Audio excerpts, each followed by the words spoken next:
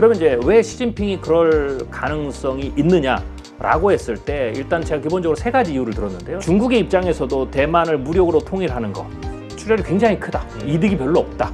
미국은 그 대만이 독립하는 거를 원치 않아요. 중국은 대만을 무력으로 흡수하기보다는 전쟁하지 않고 이 사태를 해결할 수 있는 방법이 충분히 있죠.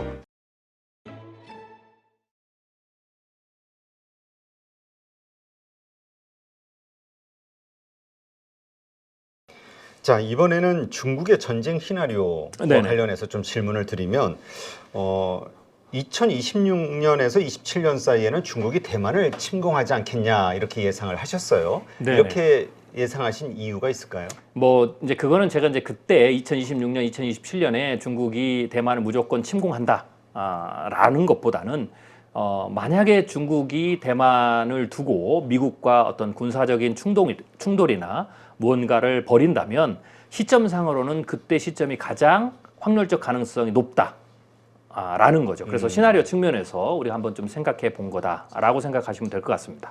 네, 지금 그렇게 부딪히게 된다. 물론 이제 지금도 뭐 그 대만 통일이 그 어떤 정책의 목표라고 시진핑은 뭐 공언을 하고 있으니까. 네네. 그럼에도 불구하고 이게 과연 현실화시킬 수 있을까? 미국이 버티고 있고 또 일본도 거기에 참여를 할 거고 그래서 쉽지가 않을 것 같다는 생각이 드는데요. 네네. 제가 이제 그 대만을 두고 미중이 전쟁을 벌이거나 혹은 군사적 충돌을 이제 하게 될 때는 사실은 그것에 이제 방아쇠를 당기는 것은 미국이 아니죠. 중국이죠. 왜냐하면 중국이 대만을 군사적 행동을 해야 그 다음에 이제 미국이 개입을 하는 부분이니까요. 그러면 이제 왜 시진핑이 그럴 가능성이 있느냐라고 했을 때 일단 제가 기본적으로 세 가지 이유를 들었는데요. 첫 번째로는 이게 이제 가장 큰데 종신 집권 야망 때문에 그렇습니다. 이번에 이제 시진핑 우리가 잘 아시는 대로 사면임에 성공했죠. 그렇죠. 이건 굉장히 힘든 문제거든요. 실제로 이제 뭐 여러 가지 어떤 그 이야기들을 보면 이 3연임을 하기 전까지 과정이 순탄치는 않았습니다. 암살의 위험도 굉장히 많았고 정적을 제거하는 거나 뭐 혹은 여러 가지 그 문제들이 많았는데 그리고 실제로 뭐 시진핑은 일기 집권 때부터 종신 집권 뭐 이런 것들을 생각하고 왔는데 아무튼 우여곡절이 많았죠. 네. 그런데 이렇게 생각해야 됩니다. 그래서 3연임이 성공했는데 사실 정치 생명을 다 걸고 혹은 자기 생명을 다 걸고 그 한 거거든요. 어쩌면 뭐 도박과 같은 거. 근데 이렇게 생각하시면 됩니다. 이제 그런 어떤 정치적 모험을 했는데 과연 그냥 한 번 더 하려고 했겠느냐? 아니라는 거죠. 이거는 그냥 사연임 혹은 종신 집권을 위해서 한 겁니다. 네, 이제 그렇게 봐야 돼요. 네. 그런데 이제 문제는 뭐냐면 그렇게 길을 열었어도 결국 3연임은 성공했지만 또 4연임을 하고 5연임을 하게 되면 그때마다 뭐 정적들을 많이 제거했지만 여전히 정치적으로 넘어야 할 산이 있죠. 그렇죠. 그리고 더 큰 거는 국민들입니다. 중국 인민들의 어떤 그 지지를 얻어야 되겠죠. 예, 그렇지 않으면 이제 뭐 4년, 5년 하기가 본인이 좀 힘들죠. 그러려면 그걸 하기 위해서는 시진핑이 뭘 해야 되냐면 명분이 있어야 됩니다. 그 명분이 시진핑이 지금 그것을 충족시킬 수 있는 명분은 크게 두 가지밖에 없어요. 다른 거는 이제 뭐 뭘 아무리 잘해도 그냥 미미하다라는 거죠. 예, 그냥 정치를 잘했지 뭐 4년, 5년임 종신주국까지 줄 명분은 아니라는 거죠. 그 명분이 딱 두 가지인데 하나는 대만 통일이죠. 대만 통일. 그렇죠. 또 하나는 경제 성장률에 대한 좀 큰 폭의 회복입니다. 이 두 가지가 사실은 이제 명분이다라고 봐야 되고요. 그런 측면에서 대만 통일의 부분은 굉장히 중요한 명분으로 떠오를 수 있기 때문에 시진핑이 뭐 예를 들면 이런 겁니다. 시진핑이 이제 정치를 그만두고 다른 주석이 오면 이 문제는 대만 침공은 그렇게 하지 않을 거다. 그러나 시진핑이 계속 종신집권을 원한다면 이 카드는 굉장히 매력적인 카드다라고 이제 봐야 되는 거고요. 두 번째로는 중국 정치인 여기에 더해서 중국 정치인들이 미국에 대한 좌절감이 굉장히 지금 커졌죠. 왜냐하면 미국이 대만에 대해서는 중국과의 관계에서 이 전략적 모호성을 계속 유지했었는데 이걸 이제 폐기했다라는 거죠. 그래서 거기에 대한 이제 중국 정치인들의 어떤 그 좌절감이 굉장히 크고요. 또 하나는 제가 이제 방금 말씀드렸지만 이렇게 이제 자산 시장에 대한 영향들, 이렇게 경제 충격, 그다음에 미국이 계속 중국을 경제 제재를 하고 뭐 하게 되면 사실 중국 경제가 쉽지가 않거든요. 예, 부동산만 막 오르고 그래서 중산층의 삶이 쉽지 않고 서민층의 삶은 더 쉽지가 않죠. 어려워지죠. 빈부격이 계속 커지고 그렇게 되면 이제 세 번째 이유가 이제 민심을 달래야 되는 거죠. 예. 그래서 이제 이런 이유들이 시진핑 입장에서는 좀 대만에 대해서 좀 다르게 생각해볼 그런 어떤 이제 명분을 제공한다라고 봐야 될 것 같습니다. 네. 근데 여기 그 보니까 대만 본토 점령 시나리오를 작성을 하셨는데 네네.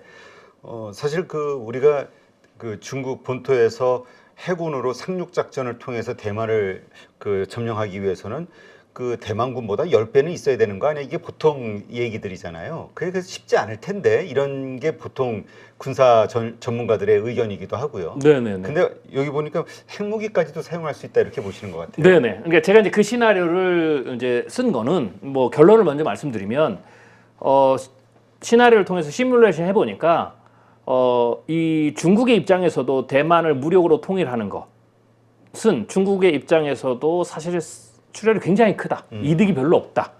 미국의 입장에서도 그렇게까지 개입을 해서 대만을 보호하는 게 이득이 없다라는 거죠.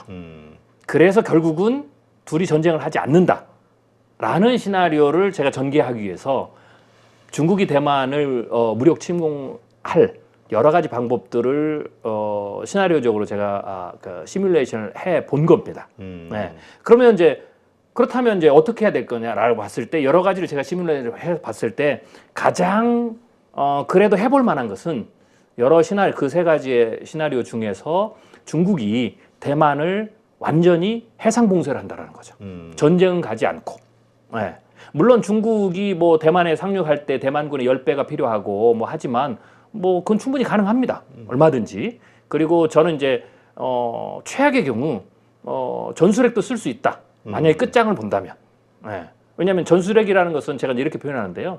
전술핵은 아주 소형 핵탄두를 가지고 적에 대해서 아주 그 공포감을 극대화시키는 치명적인 어떤 그 타격을 가하는 거잖아요. 네. 그런데 이 전술핵은 제가 이렇게 표현하는데요. 전술핵은 처음 전술핵을 쏘는 그 국가는 전술핵을 쓸 수 있다. 그런데 두 번째 그 전술핵을 피해를 받았을 때 맞받아치는 국가는 처음 전술핵 버튼을 누르는 국가도 힘들지만 고민이 많지만 두 번째 국가는 그게 그 갈등이 그 고민이 10배가 넘어요. 왜냐하면 우리가 이제 뭐 우리가 북한이 뭐 우리 연평도에다 포격을 하고 뭐 이러면 우리 이제 군의 기본적인 전략이 맞대응하는 거지 않습니까? 그렇죠. 예, 뭐 100발을 쏘면 우리도 100발을 쏘고 뭐 이런 건데 이 재래식 무기에서는 그게 가능해요. 근데 이 전술핵 부분은 그게 불가능합니다. 왜냐하면 저쪽에서 전술핵을 하나 썼다고 해서 우리도 동일한 수준의 전술핵을 쓰면 그 순간 핵전쟁으로 바로 비화가 되거든요. 그렇기 때문에 이 게임 이론을 생각하면 첫 번째 전술핵을 쏘는 국가는 쏠 수가 있어요. 그래서 저는 중국은 쏠 수 있다라고 한 거예요. 네, 그래서 아주 소형으로. 그러면 그건 이제 왜 쏘냐면 중국이 본토를 상륙하면 미국이 또 본토 상륙을 하겠죠. 이걸 막기 위해서. 이걸 막으면 중국이 대만을 점령하는 데 굉장히 유리하거든요. 네. 그래서 이제 전술핵 얘기를 한 건데 그럼에도 불구하고 둘 간의 피해는 굉장히 크죠. 그래서 중국이 선택할 수 있는 방법은 가장 좋은 방법은 대만을 완전히 무력으로 포위하는 겁니다. 그리고 상륙을 하지 않아요. 그럼 미국도 상륙을 하지 않습니다. 그러니까 극강의 대치가 6개월이든 1년이든 길어질 수가 있는 거죠. 그러면 이게 왜 중요하냐면 저는 이제 중국의 전문가들도 좀 이제 만나보고 이제 미국의 전문가들을 만나보고 얘기를 들어보면 굉장히 흥미로운 얘기를 합니다. 첫 번째, 미국은 중국이 대만이 대만이 독립하는 거를 원치 않아요. 네, 그냥 대만이 미국과 좋은 관계를 갖는 걸 원하지. 미국 의회는 대만이 독립하는 게 기본적인 전략이 아닙니다. 그러니까 지금 하나의 중국 하에서 지금의 체제를 그렇죠. 선호한다. 네, 친미하는 거. 이 정도가 미국이 원하는 거지. 대만이 독립하는 데 개입하고 싶지는 않아요. 네, 이게 지금 미국 정가에서 흐르고 있는 기본적인 밑에 깔린 분위기입니다. 중국은 사실 미국이 저렇게 건들지 않으면 대만을 빠르게 흡수통일할 생각이 없습니다. 이게 중국 스타일이죠. 중국이 우리가 이제 만만디라고 하잖아요. 중국은 지금도 대만이 자기 국가라고 얘기를 해요. 그러니까 50년이 됐든 100년이 됐든 200년이 됐든 언젠가는 그냥 흡수 통일할 거니까 뭐 홍콩시도 어떠든지 굳이 무력으로 대만을 통일할 생각이 없어요. 그런데 지금 조금 더 급격하게 나온 것은 미국이 아까 얘기했던 그런 어떤 문제들을 만드니까 이제 중국이 이제 그런 행동을 하는 거죠. 그렇게 봤을 때 중국이 대만을 이 문제를 해결하는 방법은 두 가지가 있는데, 하나는 이게 이제 가장 좋은 방법인데요. 뭐 지금도 이제 그렇게 하고 있다고 봐야 되는데, 중국은 대만을 무력으로 흡수하기보다는 대만에 그냥 친중 정부를 세우면 그게 끝입니다. 그러니까 지금 어떻게 보면 미국이 대만에 대해서 전략적 모성을 폐기하고 대만과 굉장히 친해지고 막 교류를 넓혀가고 뭐 대만은 또 거기에 대해서 미국의 군사기지를 짓는다고 뭐 이렇게 하지만, 엄밀히 보면 만약에 중국의 현 정부, 그러니까 대만의 현 정부가 친중 정부면 이런 일이 일어나지 않습니다. 지금 친중 정부가 아니기 때문에, 과거에는 친중 정부였거든요. 그래서 중국의 입장에서는 가장 쉬운 방법이 친중 정부를 세우는 거죠. 그러니까 총통선거가, 대만의 총통선거가 4년에 한 번씩거든요. 미국 대선하고 거의 비슷해요. 2024년, 2028년, 2032년. 지금 굉장히 중요한 징후가 이번에 국공사건 이후로 대만의 총통이, 전 총통이죠, 중국에 역사상 최초로 국빈 방문을 했습니다. 이전 총통. 그렇죠. 이전 총통이죠. 중국에서 극진하게 대접을 했습니다. 친중파였군요. 그렇죠. 친중파였죠. 그게 이제 중국 중요한 것을 시사하는 거예요. 네, 중국은 앞으로 선거에서 대만의 여론을 흔들어서 민주적인 선거를 통해서 친중 정부를 세우면 돼요. 실제로 이번 선거에서도 친중과 친미의 두 세력이 붙는 거거든요. 그런데 대만에 봤을 때 대만 여론은 지금은 그래도 친미가 유리하다라고 할 수가 있죠. 그런데 만약에 상황이 어떻게 갑자기 변해서 두 가지입니다. 하나는 친미하는 게 불리하다, 우리에게 먹고 사는데. 이러한 환경이 조성되거나, 그죠. 해상봉쇄를 만약에 한다고 했을 때는 뭐 무역이라든가 여러 가지 다 제재를 받는 거잖아요. 그렇죠. 수입되고 수출하고 하는. 네, 대만, 그러니까 이렇게 되는 거죠. 중국이 6개월 정도만 해상봉쇄를 해서 출입이 전체 안 되게 하면 일단 그렇게 들어가는 동시에 대만 뭐 주식시장 대폭락합니다. 네, 그 다음에 TSMC 반도체 수출도 못합니다. 네, 그러면서 미중이 극한 대립을 하면 대만의 내부에서는 그냥 간단히 이렇게 나오면 됩니다. 우리는 친미도 친중도 안 할 테니까 둘이 다 물러나라. 우리는 중립을 서겠다. 이러면 중국이 물러납니다.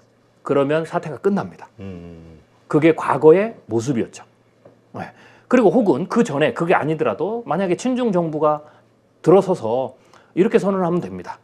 우리가 지금 친미 정부가 미국의 어떤 그 요구를 들어서 중국과의 관계, 반도체 수출 이런 부분에 대해서 뭐 제재 협력하고 있지만, 우리는 이제는 중립에 서겠으니까 이제는 미국과 중국과 동일하게 우리가 뭔가를 하겠다라고 하면 사실 그것도 끝나는 겁니다. 네, 그래서 중국의 입장에서는 전쟁하지 않고 이 사태를 해결할 수 있는 방법이 충분히 있죠.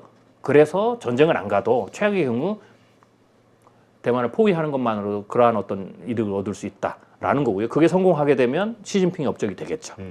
그러니까 우리가 단순히 그냥 대만 침공, 대만을 가지려고 한다라고 생각하는데, 그게 정말 뭐 진짜 무력으로 진압해서 거기에 뭐 중국 정부에서 내려보낸 관리들이 다스리고 이게 아니라, 그렇죠. 친중 정부만 들어서도 된다. 그렇죠. 네, 친중 정부만 들어서면 그냥 친중 정부가 TSMC에게 굳이 미국의 어떤 그 뜻을 받지 말고 너희들은 그냥 원래 시장 경제대로 경제 노릇을 하라.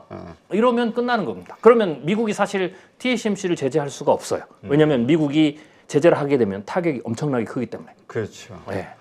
지금 그 얘기는 지금 뭐 전술이 됐든 여러 가지 형태의 정말 막 전쟁이 벌어질 것 같은 압박, 이런 것들이 최대한 동원이 될 것이고, 그것이 결국은 또 전쟁 일촉즉발 현상까지, 해상봉쇄라는 건 전쟁이니까 그런 것까지도 염두에 두면서, 그러나 진짜 전쟁은 하지 않는, 그렇죠. 요게 이제 중국의 전략일 수 있다. 그렇죠. 근데 이제 우리나라 입장에서 제가 이제 왜 그런 신화를 드냐면, 그럼 뭐 전쟁하지 않을 거면 안심하지 않아도 되냐라고 이제 얘기하실 수가 있겠죠. 근데 이제 우리나라는 좀 입장이 달라요. 전쟁을 하지 않아. 그건 이제 미국과 중국의 관계고 대만의 문제죠. 근데 우리나라는 전쟁을 하지 않더라도 만약에 이 친중 정부가 들어서지 않고 계속해서 친미 정부가 또 성공해서 계속 이 관계 스탠스를 유지하면 그러면서 중국이 어느 특정한 시점에 시진핑 명분을 필요한 그 시점에 어쩔 수 없이 대만 문제를 가지고 이 카드를 가지고 사연임을 해야 되는 그런 상황이 몰리게 되면 중국의 입장에서는 전쟁을 하지 않지만 그 다음 단계 미국과 중국의 긴장감을 극대화시켜서 하는 그 단계까지는 충분히 갈 수 있다. 그게 이제 해상 봉쇄죠. 근데 문제는 뭐냐면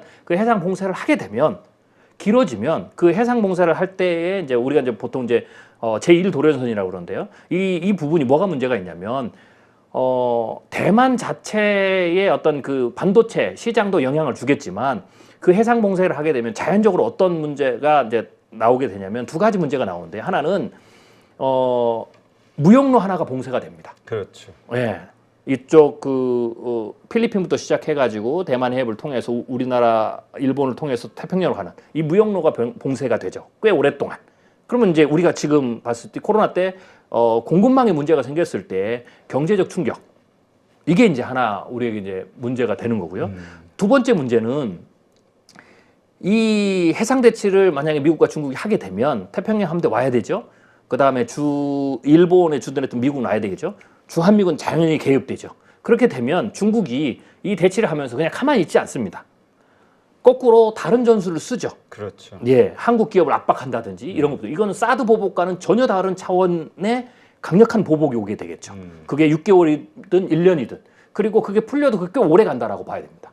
또 하나는 중국이 해상 봉쇄를 하게 되면 미국과 대치를 하게 되면 미국의 우방도 오지만 중국과 손을 잡는 나라들도 움직인다라는 거죠. 그게 북한과 러시아라는 거죠. 네. 예, 북한이 뭐 직접적으로 군사를 보내가지고 하진 않겠지만 지금도 이 평화 시기에도 계속해서 이 미사일 시위를 하는데 그때 뭐 핵 실험을 하고 미사일 시위를 하고 ICBM 막 쏘고 이렇게 하겠죠. 그러면서 측면으로 중국을 지원하겠죠. 그리고 러시아는 핵잠수함 같은 것을 또 보내서 대치 국면을 굉장히 크게 하겠죠. 그러니까 이런 부분들이 일어나게 되면 대만에서 군사적인 충돌이 일어나지 않더라도 제가 이제 전문가들 물어봤거든요. 경제 전문가들은 이 정도가 되면 군사적인 충돌이 일어나지 않더라도 그것과 준하는 경제 충격이 전 세계에 임할 것이다. 실제로 전쟁이 나진 않지만 그렇죠. 책에서도 보니까 러시아가 미국 태평양 함대의 후방을 공격한다. 그렇죠. 이렇게 표현하시는데 이거는 실질적으로 미사일을 쏘고 공격하는 게 아니라 파견을 해가지고 이쪽 중국 그렇죠. 쪽에 들어서는 행위 자체를 공격으로 보고 그렇죠. 이것만 해도 엄청난 그렇죠. 파장을 불러일으킨다. 뭐 그거는 한번 생각해 보세요. 그런 상황이 많이 벌어졌고 연일 막 그런 뉴스가 계속 나오고 뭐 이러면 주식 시장이 어떻게 되겠습니까? 세계 경제는 어떻게 되겠습니까? 여기에 공급망까지 막고 대만에서 수출한 반도체 수출이 6개월간 막히면 이 반도체 우리가 이번에 봤듯이 반도체 대란에서 봤듯이 자동차며 백색화점 전부 다 생산이 멈추거든요. 그렇죠.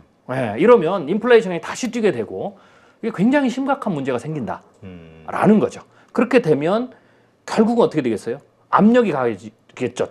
대만 자체에서도 여론이 들끓고 그리고 전 세계에서도 이 부분에 대해서 뭔가 전쟁을 하게 되면 한쪽으로 쏠리겠지만 이번 러시아 전쟁처럼 한쪽 편을 들어야 되겠지만 전 세계가 바로 직전까지는 그렇죠. 그렇지 않으면 계속해서 이 문제를 해결하기를 원하죠. 왜냐하면 자국의 경제가 심각한데 자국 인플레이션 촉고 이게 뭐 문제가 심각하죠. 더군다나 지금 이렇게 어려운 상황에 후유증이 있는 상태에서는 그렇죠. 그렇게 될 때에는 결국은 이 문제가 굉장히 커지게 되고 이거는 이제 해법은 대만이 그냥 삼자로 물러서면 중립을 지키겠다든지 그렇죠. 집중 정부를 쓴다든지. 오히려 이건 대만에서 나올 수도 있습니다. 둘 다 풀어라. 우리가 그냥 중립 쓰겠다. 근데 그것을 중국은 원하는 거지만 원하는 거죠. 중국은 얻을 수 있죠. 미국이 근데 그걸 상황을 원할까? 미국이 그런 상황 그 미중 패권 전쟁에서 아까 말씀하셨듯 TSMC라든가 이런 어떤 기술 이것이 그쪽으로 넘어갈 수 있는 상황 이거를 두고만 볼까? 여기에선 퀘션이 생기는데. 근데 이제 그거는 미국이 어쩔 수가 없습니다. 왜냐하면 이제 중국이 노리는 건 결국은 밖에서 중재를 막 하고 풀어 하겠지만 결국은 대만의 여론 자체가 우리가 중립으로 돌아서겠다라고 해버리면 그래서 둘 다 물러나는 거죠. 그러면 미국이 그 다음부터는 할 수가 없어요. 하긴 대만이 결사항전 우크라이나처럼 우리 그렇죠. 싸우겠다 이렇게 나오면 몰라도 그거는 그래서 중국이 본토에다가 상륙을 안 하는 겁니다. 그 다음부터는 그렇게 전개가 되죠. 그렇지만 봉쇄 작전만으로도 저는 충분히 중국이 이득을 얻을 수가 있다. 그리고 러시아와 북한이 네. 거기에 분명히 어떤 식으로인가 참여를 할 것이다. 그렇죠. 왜냐하면 그렇게 되면 이제 세계 전쟁, 이거는 핵전쟁의 그렇죠. 위기죠. 위기가 있으면 사람들이 이것을 멈추기를 원하는 거죠. 그러면 멈추는 것에 대한 핵심적인 트리거는 대만이죠. 대만에 대해서 결국은 어떻게 돼요? 이번에도 이제 여러 얘기가 나왔잖아요. 러시아가 우크라이나 침공할 때 그 주요 국가들이 우리가 중립을 사야 되냐, 뭐 이런 우리는 중립 선언, 뭐 이런 것 같은. 그러면 결국은 대만이 중립 선언을 할 수도 있다. 라는 거죠. 그러면 중국은 모든 것을 얻는 겁니다. 네, 그렇군요. 이것도 말씀 들어보니까 분명히 여러 가지 각도에서 한번 생각해 볼 수 있는 그렇죠. 네, 네네. 이 이야기인 것 같아요. 네. 어떤 중국 전문가 한 분은 그런 얘기 하시던데 만약에 대만을 진짜 침공하는 상황이 생기면 중국에 의해서 북한, 왜냐하면 주한미군이 못 움직이게 하기 위해서 북한이 국지전으로라도 한국에 공격을 가할 것이다. 그래서 국지전 이런 시나리오도 얘기하시는 분이 있긴 하더라고요. 뭐 불가능한 시나리오는 아닙니다. 네, 불가능한 시나리오 아닌데 저는 그거보다는 오히려 이제 중국도 그러니까 전쟁이라는 게 물론 이제 뜻밖의 사태에 의해서 확전이 되는 거지만 그래도 기본적인 계획은 있거든요. 대만은 대만에서 끝나고 싶은 거죠. 만약에 거기를 건들면 이게 이제 중국도 제어할 수 없는. 어떻게 이게 상황이 돌발 변수가 그렇죠. 생길지 모르니까. 네, 그거는 중국의 전략에서는 우선 전략은 아닐 겁니다. 오히려 충분히 북한이 계속 동해상에 혹은 일본을 넘어서서 혹은 ICBM을 계속 쏘고 그쪽을 불안하게만 이것만으로도 하는. 충분히 미국과 일본을 불안하게 만들 수가 있죠. 네, 알겠습니다.